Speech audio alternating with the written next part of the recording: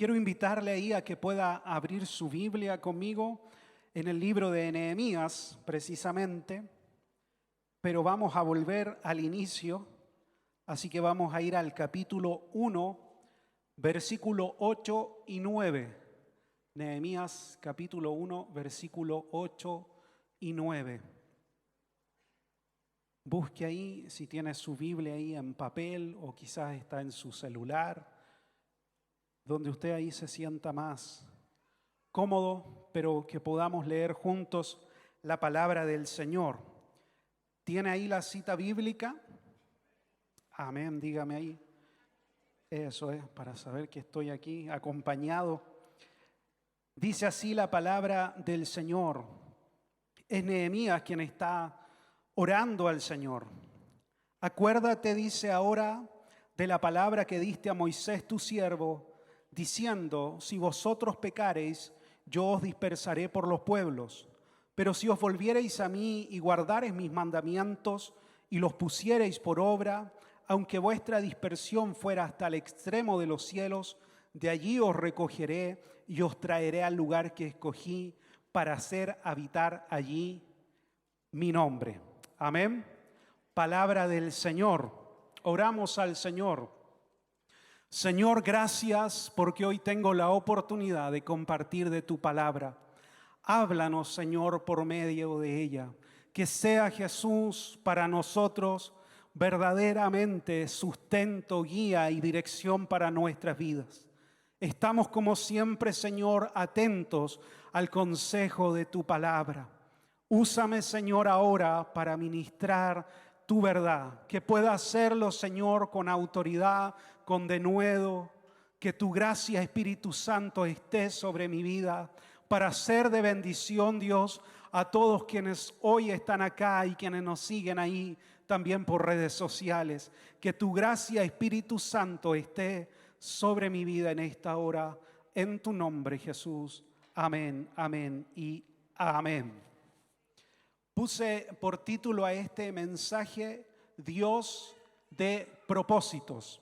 Ese es el título de este mensaje. Y quise partir esta predicación justamente con el inicio de esta historia, con el principio de cómo se gestó todo esto. Estamos ya casi concluyendo el estudio del libro de Nehemías. Hoy vamos a ver una parte de la dedicación del muro. El muro ya está siendo terminado, concluido, pero yo quise iniciar con esta parte y precisamente quise comenzar con esta oración de Nehemías, porque esto nos muestra al varón de Dios, al hombre de Dios, orando al Señor.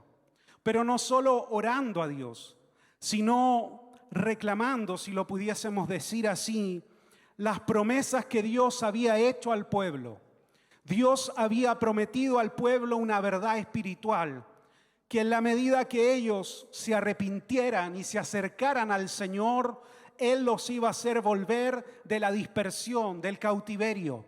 Y siempre Dios habló al pueblo de Israel y les dijo que en la medida que ellos permaneciesen fieles a Dios, Dios iba a volver si es que estaban en angustia o en cautividad.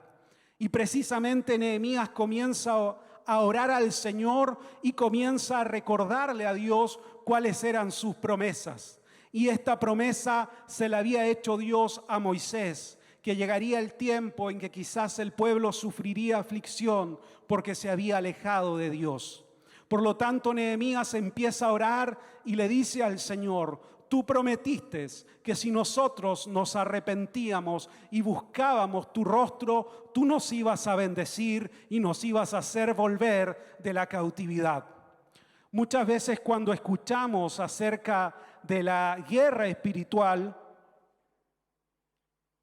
pensamos que es orar en lenguas o orar de un determinado modo. Pero la guerra espiritual siempre se basa y se mueve a través de la palabra, a través de la Escritura, porque es ella la que revela la verdad de Dios.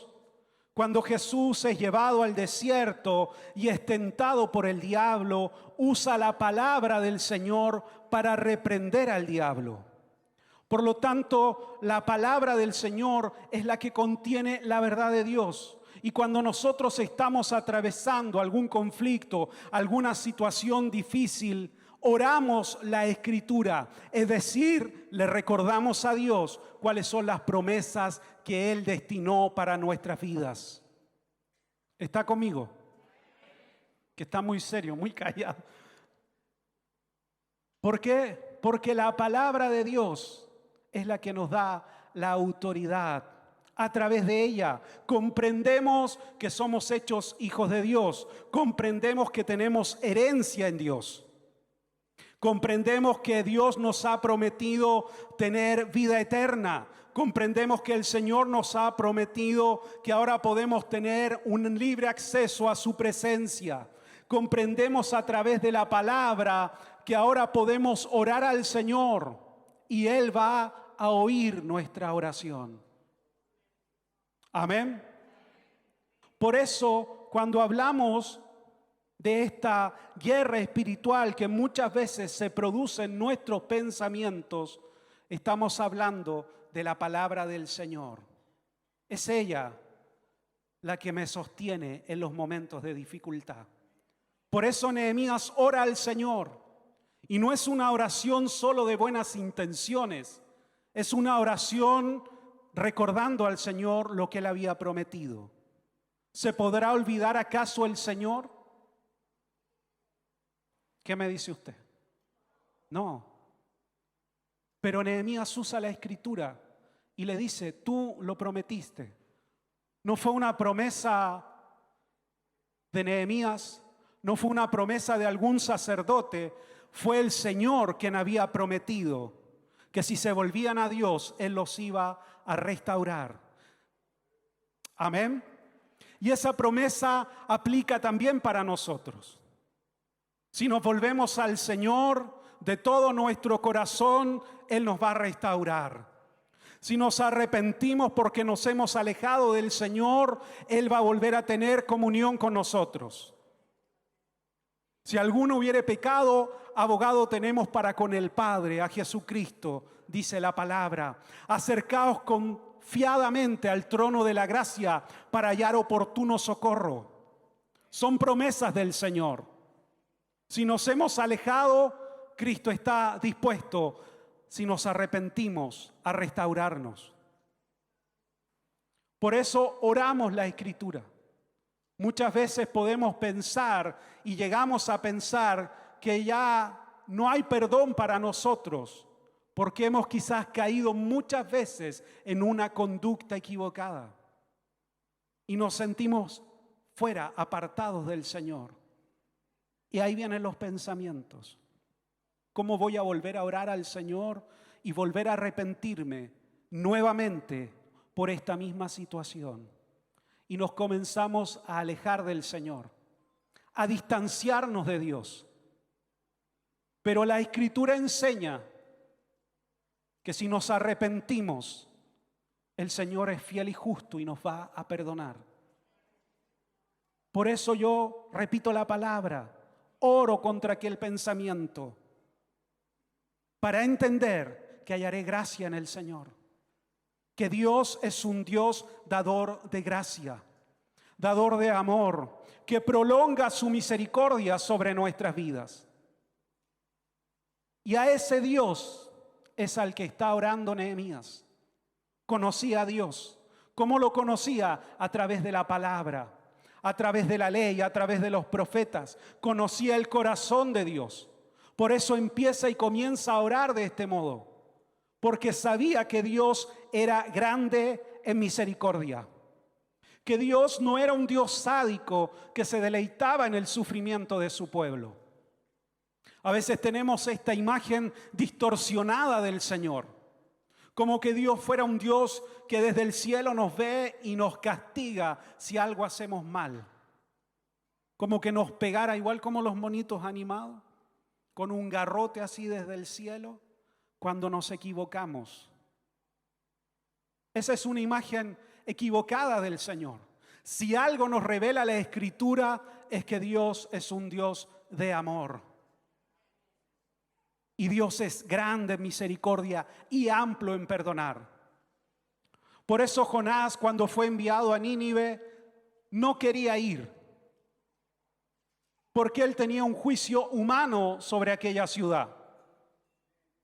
Tenía una visión humana de aquellos y sabía que eran hombres sanguinarios, que era un pueblo que se había apartado completamente de lo justo, de lo recto.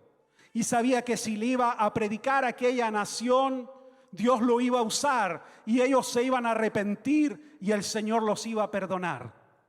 Porque él conocía el corazón de Dios. Y por eso viene esta disputa y se resiste Jonás en ir a aquel lugar. Porque sabía que Dios iba a perdonar a esta nación si ellos se arrepentían. Eso es para otra predicación. Pero se ve en aquel momento ya la gracia y el amor de Dios. Por eso Dios no es un Dios sádico que se deleita en nuestro sufrimiento.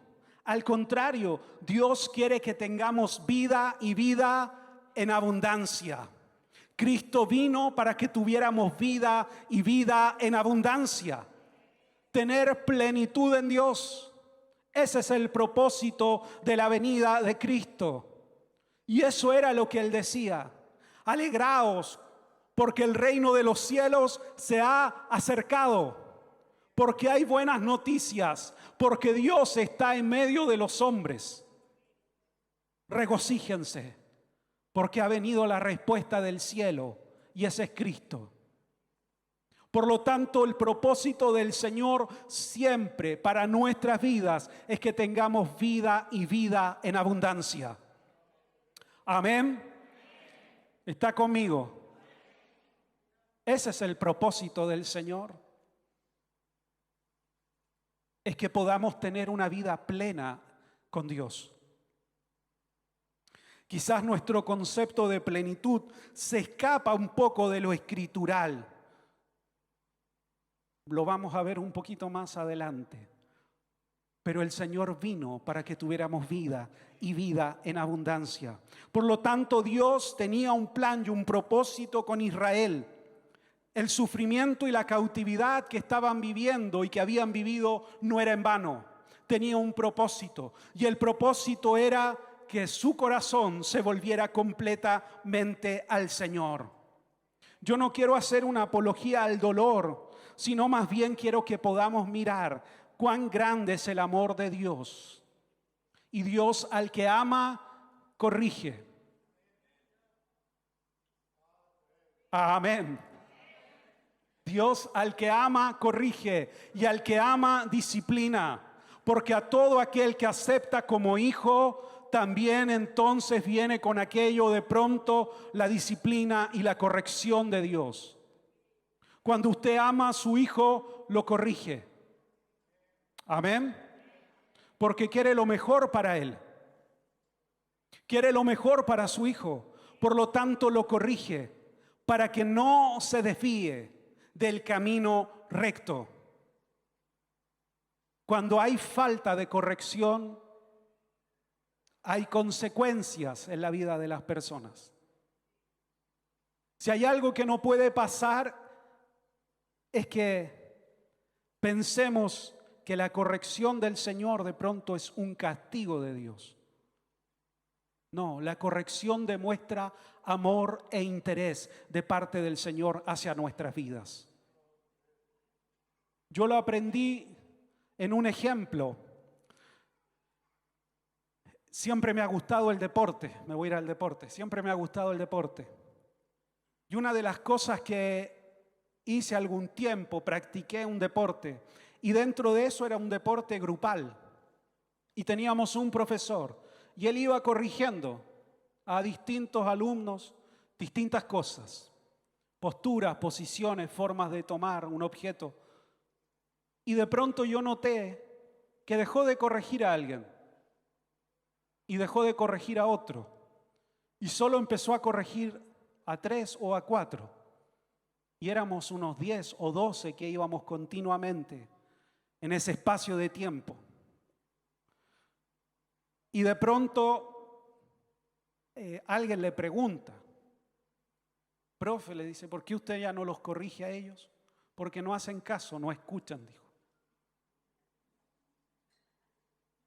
Entonces ya no tengo interés en corregirlos, porque si no escuchan, no pueden aprender y no pueden modificar. Y ahí entendí, cuando la palabra dice que Dios al que ama, disciplina y corrige a todo aquel que acepta como hijo, porque tiene interés en nosotros y tiene interés de que saque de nosotros, de cada uno de nosotros, sacar lo mejor. Por lo tanto, Él es el maestro por excelencia y está continua y constantemente enseñándonos y nos va corrigiendo para sacar lo mejor de nosotros. Debemos entender entonces que debemos ver las cosas desde el punto de vista de Dios. Y voy a leer ahora, velozmente, Nehemías capítulo 12, 27, versículo 27 dice: para la dedicación del muro de Jerusalén buscaron a los levitas de todos los lugares para traerlos a Jerusalén, para hacer la dedicación y la fiesta con alabanza y con cánticos, con címbalos, salterios y citaras. Y fueron reunidos los hijos de los cantores, así de la región alrededor de Jerusalén como de las aldeas de los netofatitas. ¿Sí? ¿Lo leí bien? Sí.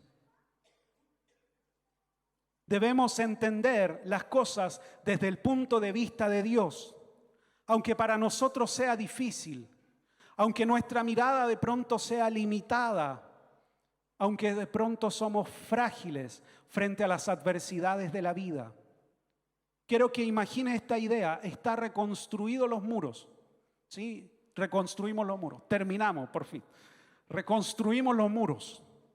Está en alguna medida la ciudad restaurada, al menos los muros, pero aún queda mucho por hacer. Aún falta restaurar en plenitud el templo, aún falta restaurar la ciudad, aún falta volver a habitar toda la ciudad. Hay mucho aún por hacer, pero los muros se habían terminado y eso implicaba una celebración, una fiesta, cántico, alegría, gozo. Se había terminado esta gran obra, pero aún no estaba todo acabado. Pero el pueblo quería celebrar lo que se había alcanzado, porque el pueblo estaba mirando las cosas desde el punto de vista de Dios.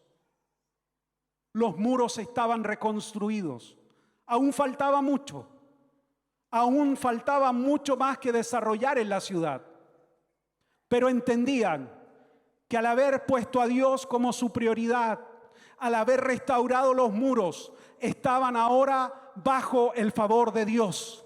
Por lo tanto, todo lo demás iba a seguir siendo restaurado. ¿Me sigue la idea? Así pasa en nuestra propia vida.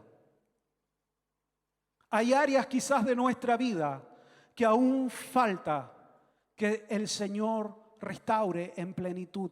Hay situaciones familiares, hay circunstancias que estamos enfrentando que aún no vemos todo lo que quisiéramos que sucediera.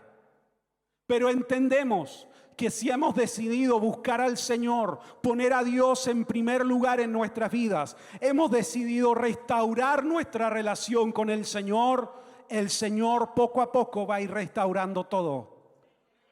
Todo en nuestra vida. Él va a ir ordenando cada paso en nuestro caminar, porque lo hemos puesto a Él en primer lugar. Quizás aún no vemos todo, pero estamos viendo estos pequeños atisbos de lo que el Señor va a hacer con nuestras vidas, de lo que el Señor hará con nuestra familia, de lo que el Señor puede hacer con tu iglesia, con tu negocio, con tu emprendimiento. Quizás no vemos la obra aún acabada, pero estamos viendo la gracia de Dios como poco a poco comienza a bendecir lo que estamos comenzando a realizar en el Señor. Si va a darle un aplauso al Señor, que sea con más fuerza.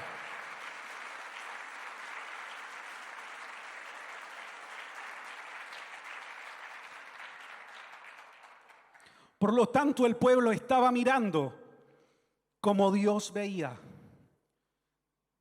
No desconocía la realidad.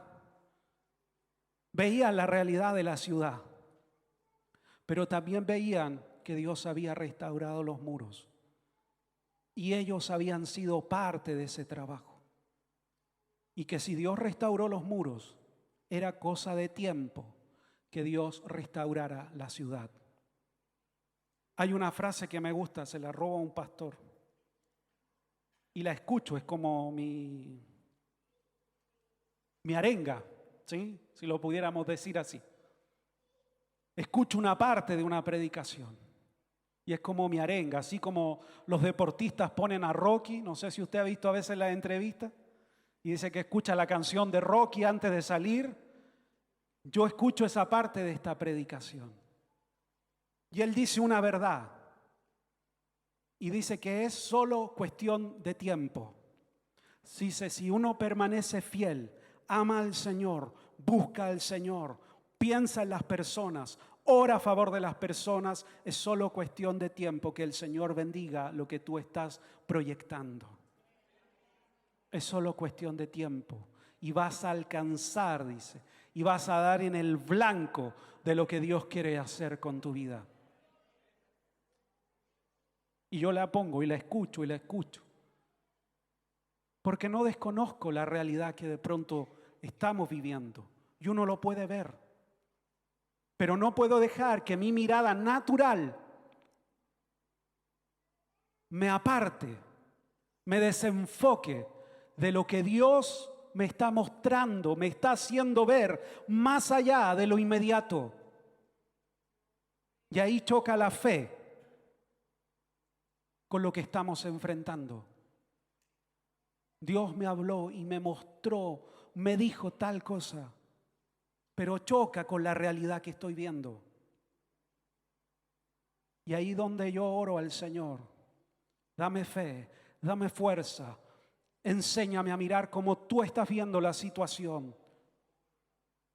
Porque quizás la circunstancia no va a cambiar de inmediato. El que va a cambiar soy yo. Dios me va a cambiar y me va a hacer ver como Él está viendo la situación que yo estoy enfrentando. Y eso es lo que vio el pueblo. Vio que el Señor los iba a restaurar y los iba a hacer volver del exilio, de la cautividad, y que iban a volver a adorar en Jerusalén y que la nación nuevamente iba a ser reunida porque habían puesto a Dios en primer lugar en su corazón. Si ponemos al Señor en primer lugar, es cuestión de tiempo que Dios empiece a ordenar y a restaurar toda área de nuestra vida. Yo diría amén a eso.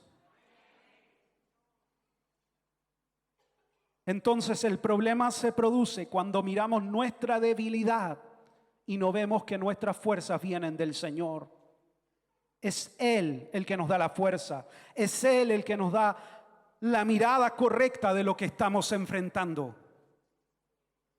A mí me gusta mucho un ejemplo y es cuando Dios habla con Abraham, porque Abraham comienza a orar desde lo natural y comienza a decirle al Señor: Señor, ya soy un hombre de edad avanzada,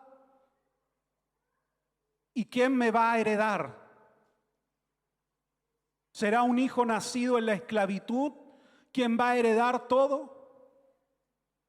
Si tú me habías prometido que me darías descendencia. Empieza a revelar lo que hay en su corazón, su preocupación. Empieza a hablar con Dios. Esto es lo que yo veo y esto es lo que tú me prometiste.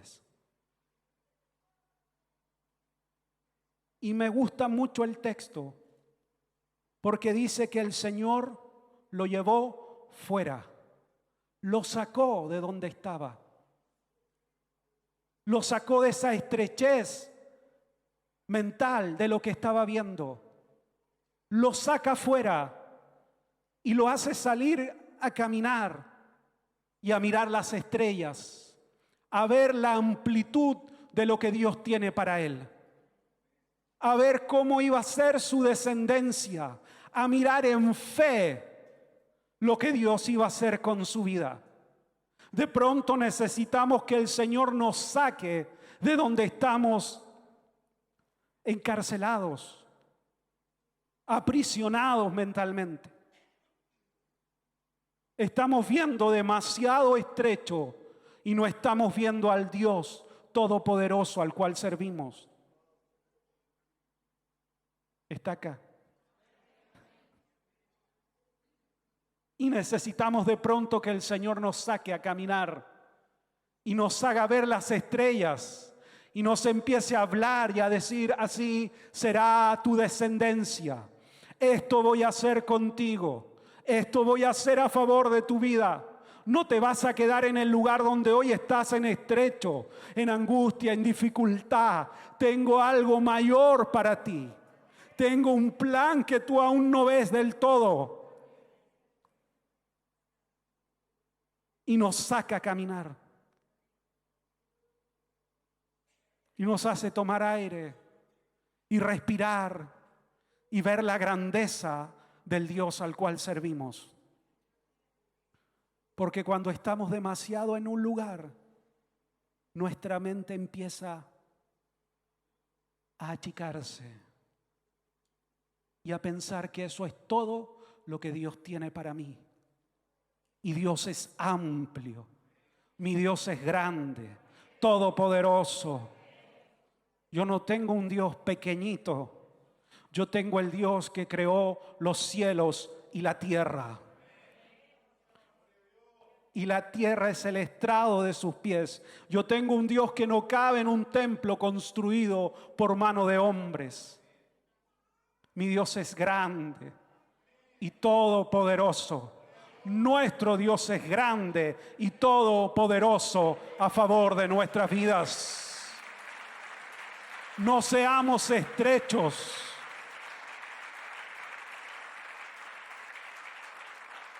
No tengamos una mirada pequeña de la realidad. Nuestro Dios es amplio. Por eso no nos frustremos en el proceso que estamos viviendo. No abandonemos ni la corrección ni la formación del Señor. No nos apuremos en querer ver toda la obra terminada, concluida. El proceso es tan importante como la finalización de este. Y debemos de aprender a disfrutar el proceso, aunque sea difícil, doloroso, aunque cueste. ¿Usted ha visto una pareja de novios? El estrés de un matrimonio, toda la fricción que conlleva. Muchas veces llega el día del matrimonio y están todos peleados. Eso no pasa acá.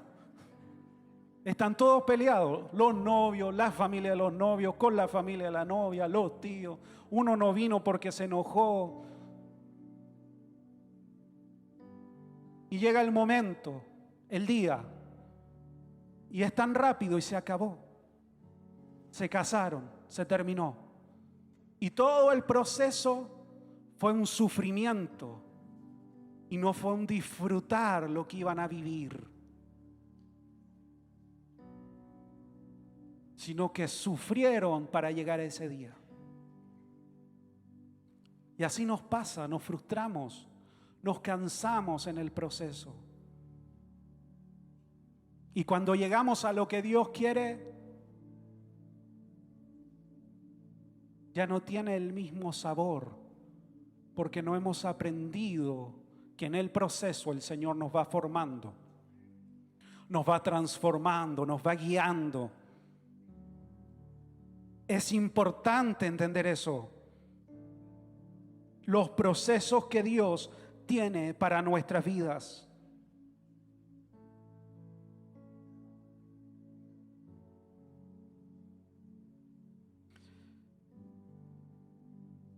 Estoy en la introducción, estoy viendo la hora. Pero voy a cortar. Debemos de caminar siempre firmes al propósito que Dios tiene para nuestras vidas. Y no podemos detenernos en este caminar en Dios. Y el libro de Nehemías nos ilustra muy bien esta verdad. Estamos en este momento, se está terminando el muro, hay celebración, hay regocijo, la gente está alegre porque se terminó esta gran obra, pero para llegar a esa gran obra hubo todo un camino, hubo todo un proceso que transitar. Y en ese proceso, en ese caminar, hubieron situaciones que de pronto quisieron detener el avance de la obra del Señor. Hay situaciones en nuestra vida que el enemigo quiere usar para paralizarnos. Siempre buscará dividirnos, distraernos o atemorizarnos. Son las estrategias que usa el enemigo. Jesús dijo que ningún reino dividido puede permanecer. Ninguna casa dividida puede permanecer. Y el único que reina en la división es el diablo. Ninguna iglesia dividida puede permanecer. Ninguna familia dividida va a permanecer. El enemigo siempre va a querer dividirnos. Cuando construían el muro, lo dice el libro de Nehemías, dice que la obra era tan grande que Nehemías al lado suyo tenía un trompetista. Porque era tan extenso lo que estaban construyendo que no se lograban ver unos a otros. Pero estaba la amenaza de que podían venir a ser atacados. Y él necesitaba la unidad para defender la obra que estaban levantando. Por lo tanto, la instrucción era, cuando escuchen el sonido de la trompeta, aunque usted esté en el otro extremo, vendrá corriendo y nos uniremos todos donde está el sonido de la trompeta. Y enfrentaremos al enemigo como un solo hombre.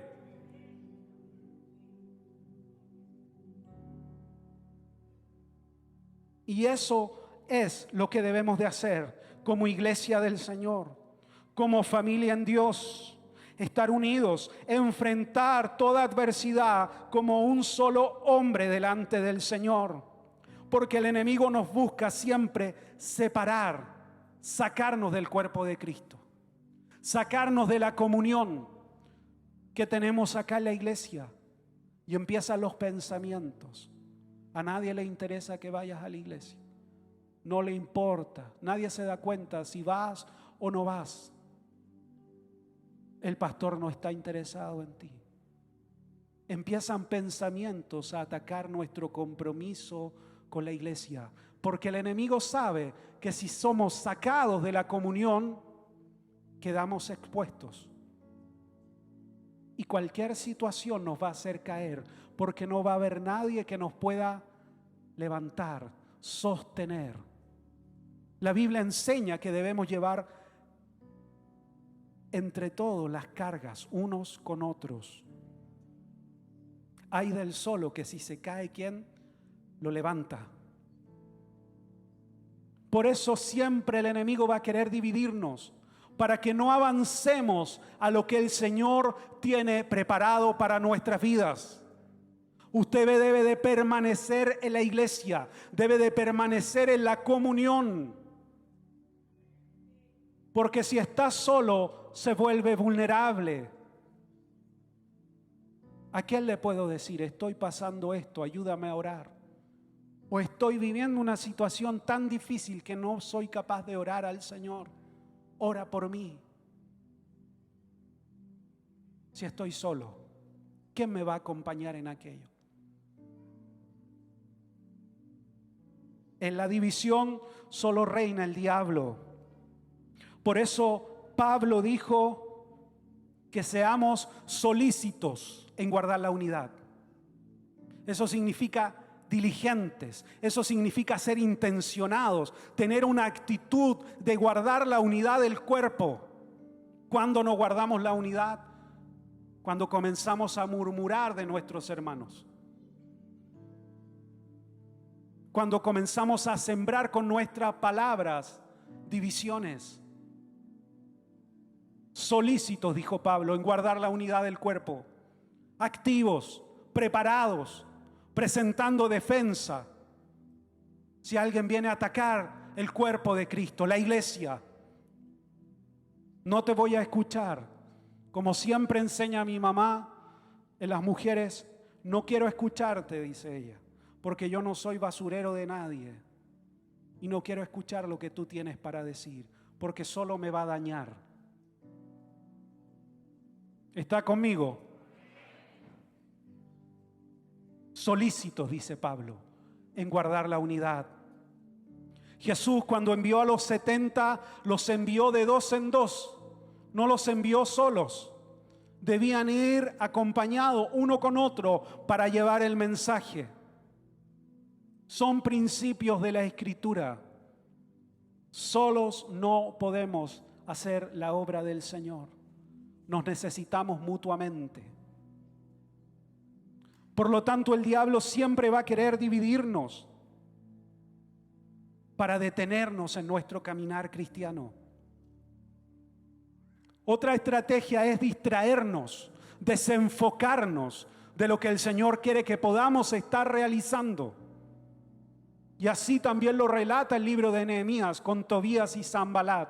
Cuando ellos se dieron cuenta que los muros estaban siendo edificados, que la obra comenzaba a tener resultados, comenzaron a murmurar de que lo que estaban haciendo era rebelarse contra el rey.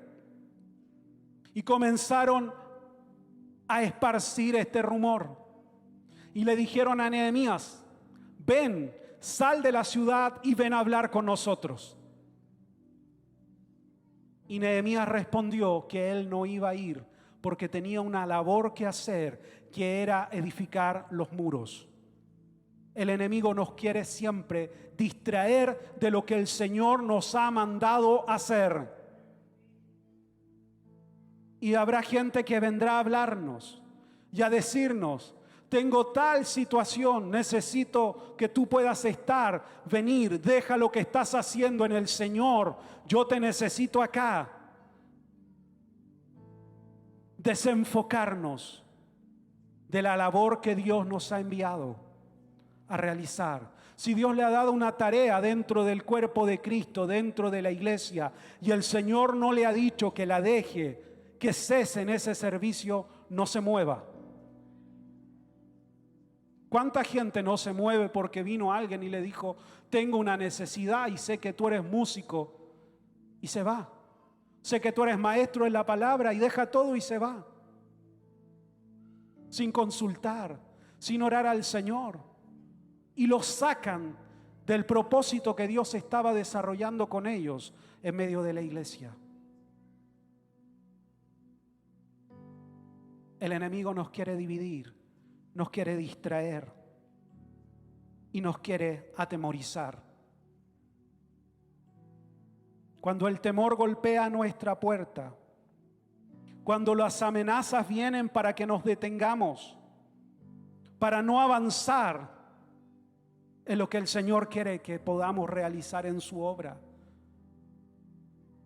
La Escritura enseña que Dios no nos ha dado espíritu de cobardía, sino de amor, de poder y de dominio propio. El temor paraliza, congela, no nos deja avanzar, nos detiene. Pero el antídoto para el temor es el Señor. Es confiar en Dios, que Él estará con nosotros, que Él abrirá puertas a favor de nuestras vidas, que Él suplirá si hay alguna necesidad, que Él estará presente en medio de la situación que estamos enfrentando, que no estamos solos, que el Señor prometió que estaría con nosotros todos los días, no algunos días, todos los días estaría a nuestro lado. No estamos solos, no somos huérfanos. Tenemos a un Padre eterno en los cielos que está obrando a favor de nuestras vidas.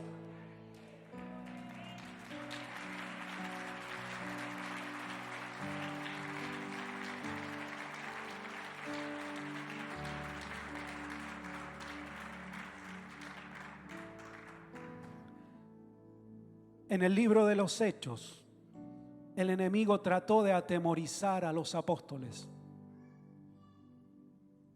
Fueron tomados Pedro y Juan después de curar al cojo de nacimiento y llevados delante del Sanedrín.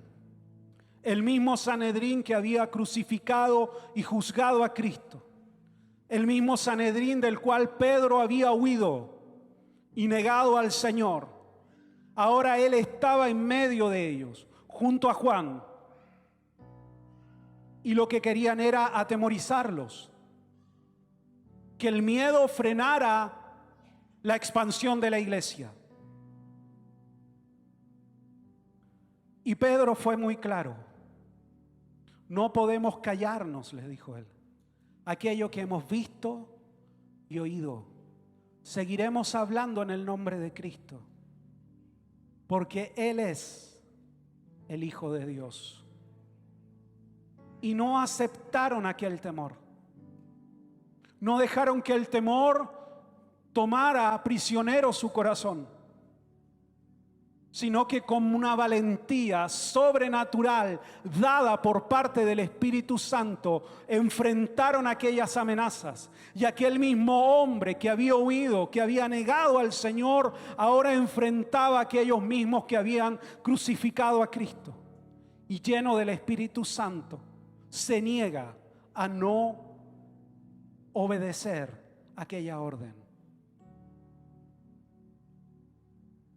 Y siguen predicando la palabra. Nuevamente son tomados prisioneros. Y esta vez no son solo amenazas, son latigazos que reciben todos los apóstoles. Y salen de aquel lugar, dice, con gozo y con regocijo, porque habían sufrido por la causa de Cristo. Y se juntan con la iglesia y les cuentan: nos han amenazado, nos han atemorizado, ahora nos han golpeado, pero nosotros seguiremos predicando a Cristo. Y se reúnen y oran al Señor. Y dicen que el lugar en el que estaba, dice, tembló, comenzó a temblar, porque el Espíritu Santo comenzó a descender en medio de ellos. Y fueron llenos del Espíritu Santo, dice, y siguieron predicando a Cristo. El enemigo siempre nos quiere atemorizar. Si no puede dividir, si no nos puede distraer, nos va a querer atemorizar para detener nuestra fe que está puesta en el Señor. Y así fue en el libro de Nehemías. Les dijeron: los vamos a ir a atacar. Y todo esto que están construyendo lo vamos a derribar. Y Nehemías dio la orden.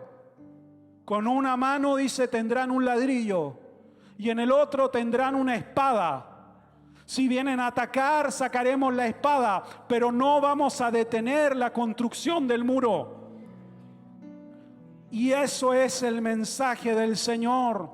No podemos detenernos en lo que el Señor nos ha mandado a hacer. No puedes detener tu vida en el Señor, tu compromiso con el Señor, porque el temor golpea tu puerta, porque hay incertidumbre.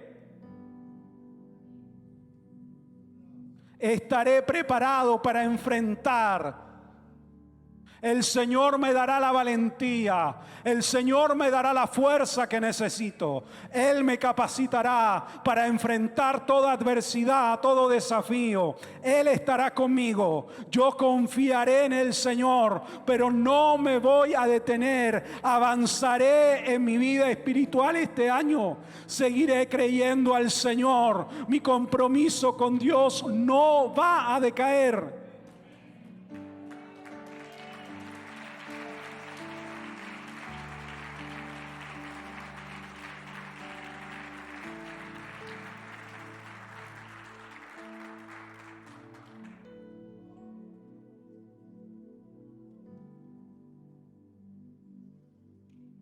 Y al igual como los apóstoles, a veces necesitamos esos tiempos de oración, de llenura del Espíritu Santo, de renuevo en Dios, para enfrentar lo que estamos viviendo, para ser fortalecidos por el Señor. Pedro dijo: arrepentíos y convertíos. Y el Señor dice: enviará desde el cielo tiempos de refrigerio. Y necesitamos de esos tiempos de refrigerio en el Señor, donde nos llena de su presencia, donde nos muestra el plan, el propósito que Él tiene. Y aunque a veces no lo entendemos del todo, no sabemos cómo lo hará, a veces nos muestra el final de la película y no el desarrollo. Creemos en lo que el Señor ha dicho.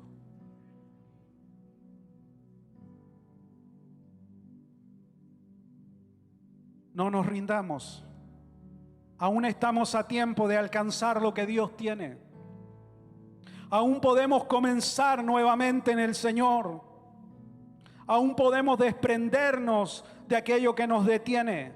Aún podemos dejar nuestros miedos delante del Señor. Aún podemos volver a soñar en el Señor. No te rindas. No cedas. Aunque el miedo esté golpeando la puerta, no te rindas. Aunque el viento sea fuerte, no te rindas. Deja que el fuego del Espíritu Santo siga ardiendo en tu corazón. Deja que el fuego de la presencia de Dios continúe ardiendo en tu corazón. Recupera el canto, la alabanza, la adoración. Recupera el gozo del Señor en tu vida. Por favor, no te rindas. Aunque no veas salida, aunque el sol ahí esté tenue alumbrando, aún hay fuego del Señor en tu vida, en tu alma. Aún hay vida en los sueños que el Señor te ha dado. Aún puedes comenzar nuevamente con el Señor. Estás alcanzando lo que Dios quiere. Solo mantente firme y no te rindas.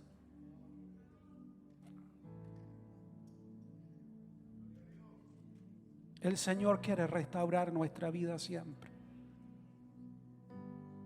Reedificar los muros de nuestra vida espiritual. Él tiene planes y propósitos con nuestras vidas, con cada uno de nosotros. Él quiere que tengamos vida y vida en abundancia. ¿Puede ponerse de pie?